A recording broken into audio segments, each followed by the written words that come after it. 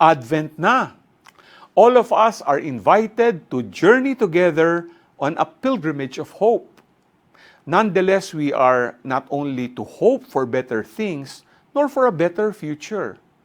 Our journey of hope points us to Christ, to Jesus our friend, who is hope Himself.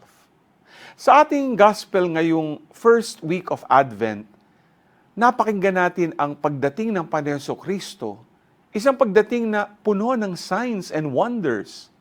Nakakatawag pansin nga naman kapag ang mga kalangitan ay magbago ng itsura at kung ang lupa at dagat ay magalaw.